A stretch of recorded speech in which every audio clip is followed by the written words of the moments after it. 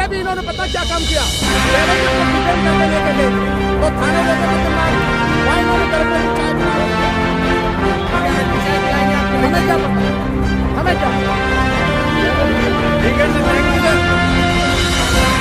शांतियों के लिए, सारे देशवासियों के लिए लड़ाई कर रहे हैं और ज्यादा से ज्यादा लोगों को हमारे साथ ईवीएम की जगह बैलेट पेपर पर चुनाव हो और एक निष्पक्ष लोकतंत्र की हिफाजत की जा सके।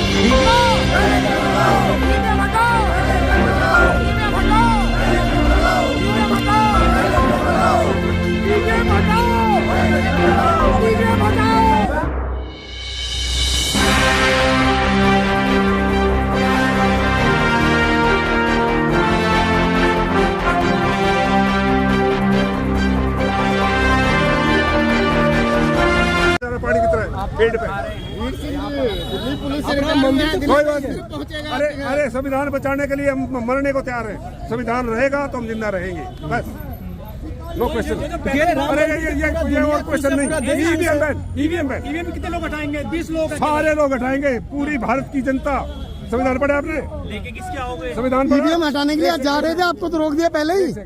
भारत के लोग, हम भारत के लोग, ये इस प्रेमबल में लिखा है। ये भारत के लोगों की ड्यूटी है, भारत के लोगों की ताकत है और ये सरकारें आती जाती रहेंगी। किसी की हमने मोदी जी कोई वो नहीं है, कोई द्वेष नहीं है। आपके साथ नेता नहीं आ रहा, हमें कोई द्वेष नहीं है किसी पार्टी से। फिर ये 4 से ज्यादा अलाउ नहीं किया, उसकी वजह से हमने भी पुलिस के ऊपर भरोसा किया। हम क्योंकि पुलिस भाई हमारे रक्षक है, कानून का पालन, हम तो बिल्कुल कानून का पालन करते हुए पुलिस को हम इज्जत करते हैं। पुलिस अपने ड्यूटी कर रहे हैं, तो हमने सोचा कि पुलिस वो जो है उनको चीफ जस्टिस के पास लेकर के जा रहा है। लेकिन अभी खबर मिला कि उनको मंदिर मार्ग थाने में लेकर के गया। तो ये सारे के सारे जो अब जो भीड़ देख रहे हैं सब मंदिर मार्ग थाने में जाएंगे। उधर जो है जो चीफ उधर से मंदिर मार्ग थाने से हम जो है चीफ जस्टिस के पास। क्या आंदोलन ये शांत हो गया? आंदोलन ये तो अब तो शुरुआत हो रहा है। पुलिस हमें उकसा रहा है कि आंदोलन करो करके। पुलिस भारत सरकार हमें उकसा रहा है तुम आंदोलन करो करके। हम नहीं कर रहे हैं, पूरा देश की जनता आंदोलन कर रहे हैं। अब हमको मत बोलो, देश की जनता की आवाज़ है ये।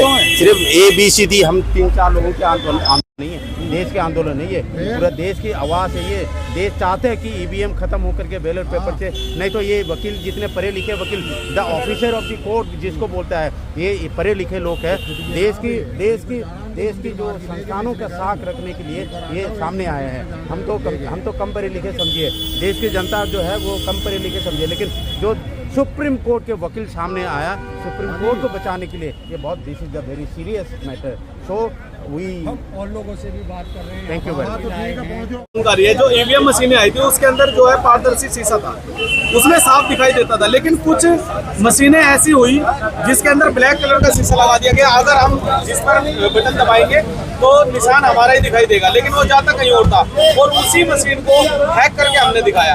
और ईवीएम जो इलेक्शन कमीशन है वो इसलिए पीछे हट रहा है क्योंकि जब जनता सड़कों पर आती है, जन आंदोलन जब होता है, तब वहाँ पर किसी की तानाशाही नहीं चलती। इलेक्शन कमीशन उतना ही जिम्मेदार है जितना इस देश के अंदर भ्रष्टाचारी है, वो इलेक्शन कमीशन की वो नहीं करना। अगर वो करता तो जा रहे पूरे देश तो कर रहे हैं, हम क्या बोले? और विश्वास हमने पहले मोदी जी को ये समझना चाहिए धर्म क्या है।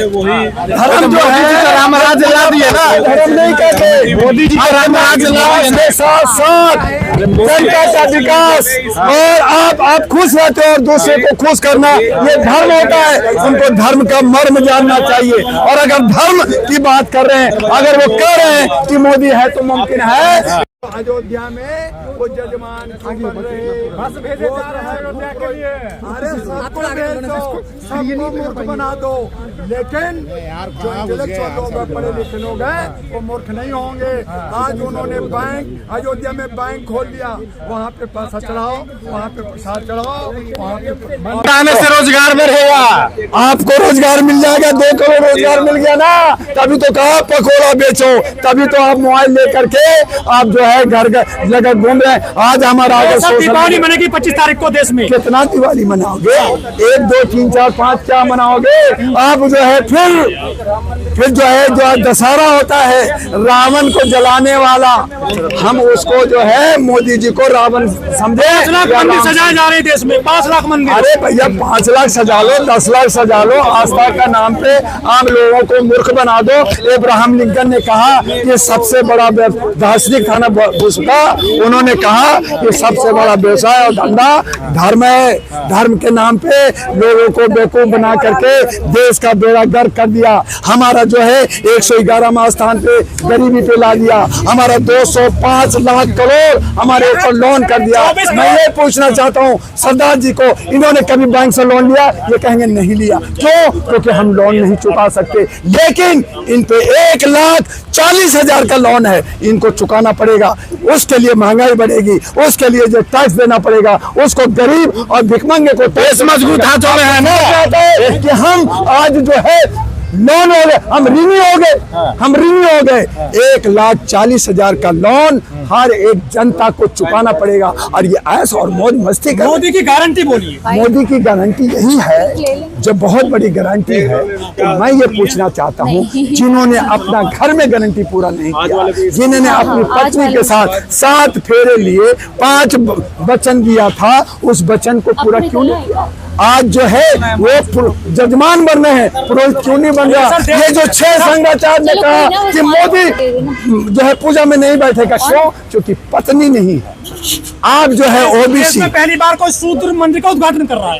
कौन उद्घाटन? ये उद्घाटन हो रहा है प्राण प्रतिष्ठा, पहले तय कर लीजिए, पहले तय की।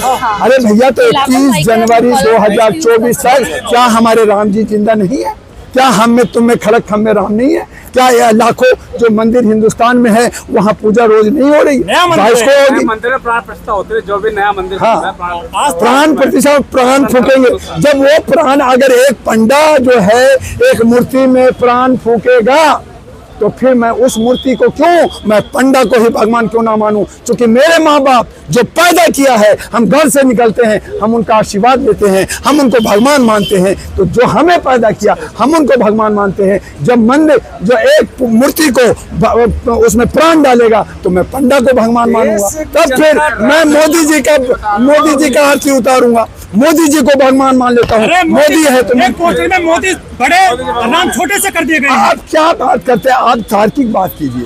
आप जो है बौद्धिक ज्ञान, हम उनको लाएंगे नारे। आप बौद्धिक ज्ञान नहीं है लोगों में।